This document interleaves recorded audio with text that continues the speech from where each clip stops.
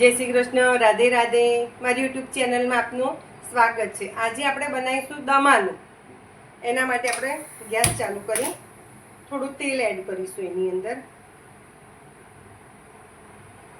આપણા બોઇલ કરેલા બટાકા છે ને, એની અંદર આવી રીતે કાણા પાડી દેવાના છે ચમચીથી. આવી રીતે જો, આવી રીતે. આ જો બટાકા આપણે બોઇલ કરીને જે કાણા પાડી દીધા છે ને ફોકથી, એના આપણે થોડા ફ્રાય કરી દેવાના છે આની અંદર.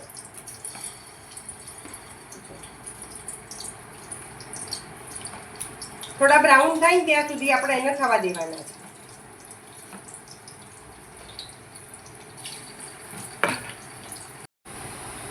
જો આપણે આવી રીતે જે લાલ થવા દેવાના છે, થોડા ક્રિસ્પી થાય ને એવા.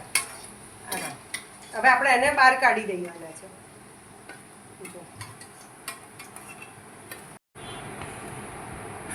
આપણું તેલ ગરમ છે. હવે એની અંદર આપણે થોડું જીરું એડ કરવાનું છે અને એની અંદર આપણે ડુંગળી સાથે કાપેલી છે ને, સમારેલી, એ ડુંગળી એડ કરી દેવાની છે બધી. હવે આપણા ડુંગળી સતળાય ને ત્યાં સુધી આપણે ટામેટાની ગ્રેવી કરી દઈશું. એના માટે જો આ બાઉલ લીધું છે અને એની અંદર આ ટામેટા છે.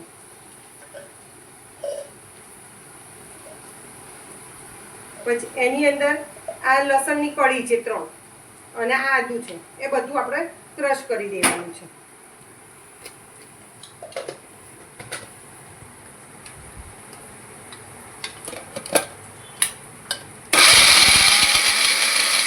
જો ડુંગળી આપણી સતળાઈ ગઈ છે, જો લાલ થઈ ગઈ છે. હવે એની અંદર આપણે ટામેટાની, લસણ ને આદુની પ્યુરી કરી હતી ને, આમાં એડ કરી દઈશું. હવે જો આ સતળાઈ છે, ટામેટા ને ડુંગળી ને એવું સતળાઈ છે. એની અંદર નાખમાં આપણે એક મસાલો એડ કરવાનો છે. એની અંદર આ દહીં લેવાનું છે, થોડું 2 ચમચી દહીં લેવાનું છે. એની અંદર મસાલા કરવાના છે બધા.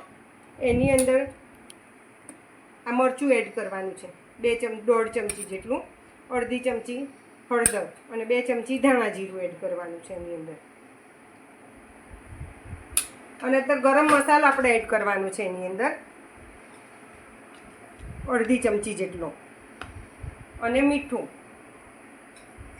આ મીઠું એડ કરીશું સ્વાદ પ્રમાણે.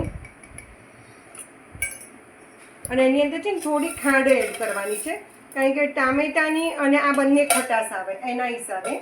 અને આપણે એની અંદર કરીશું એડ કસૂરી મેથી થોડી એડ કરવાની છે, કે જે બેલેન્સ કરે ખટાશને બધાને. એટલે એની અંદર થોડી કસૂરી મેથી એડ કરીશું આપણે. હવે આ બધું આપણે મિક્સ કરી દેવાનું છે. આપણે ટામેટા અને ડુંગળી સતળાઈ ગઈ છે બરોબર. હવે એની અંદર જે મસાલો આપણે એડ કર્યો હતો ને, બનાવ્યો હતો ને, એ મસાલો એડ કરવાનો છે એની અંદર.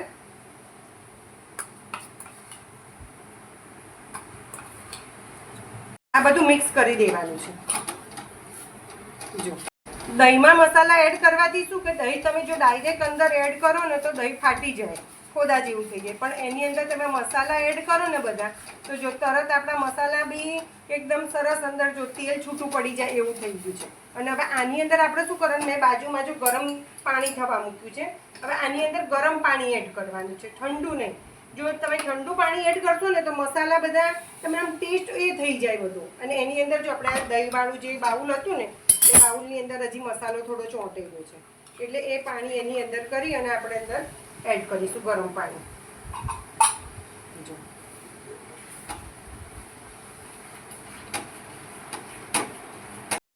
તમે જોઈ શકો છો આપણું તેલ બધું જો ઉપર આવી ગયું છે ને, દેખાય છે ને ગ્રેવી આપણી સરસ. ગરમ પાણી એડ કરીએ ને આપણે એટલે તરત જ એની અંદરથી તેલ છૂટું પડે. ઠંડુ પાણી એડ કરો ને તમે તો એને વાર લાગે ગરમ થતાં. હવે આની અંદર આપણે જે આ બોઇલ કરેલા બટાકા છે ને, એ બટાકા એડ કરી દઈશું એની અંદર. જો હવે આને છે ને ઢાંકી અને 5 થી 7 મિનિટ સુધી આપણે અંદર થવા દઈશું. એટલે જે બટાકામાં આપણે જે બધા કાણા પાડ્યા છે ને એનાથી, એ બધા એની અંદર બધી ગ્રેવી અંદર એ થઈ જશે, શોષી લેશે. એટલે જો આને આપણે ઢાંકી દઈએ. જો થઈ ગયું છે ને, જો તેલ બધું ઉપર સરસ જો તમે જોઈ શકો છો. આ ગ્રેવીને જો એકદમ સ્મૂથ ગ્રેવીને બધું જો થઈ ગયું છે ને, તેલ છૂટું પડ્યું ઉપરથી જ ખબર પડે છે કે જો આપણું શાક કેવું સરસ બન્યું છે દમાલું. જો હવે એને આપણે સર્વિંગ બાઉલમાં કાઢી લઈશું.